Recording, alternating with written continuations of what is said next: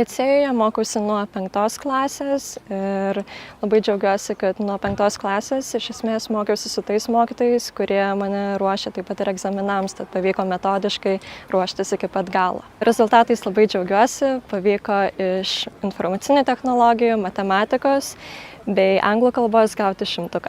Manau, kad įdėtos pastangos ir darbas, kuriuo užsiėmiau visus mokslo metus, tikrai atsipirko ir tikrai manau, kad buvo verta dirbti ne tik kaip daugelis bando ruoštis 11-12 klasiai, bet, sakyčiau, verta buvo pradėti ruoštis ir anksčiau ir susikurti tam tikrą žinių pagrindą, kuris yra labai reikalingas jau 11-12 klasėje. Esminis skirtumas, kuris, manau, būtent ir padėjo mums visiems taip augti ir tobulėti, yra ši licėjaus akademinė aplinka, kurioje žingeidus žmogus nėra ar nuvertinamas, ar iš jo nėra tyčiojamasi, bet jis kaip tik yra skatinamas toliau augti ir toliau tobulėti.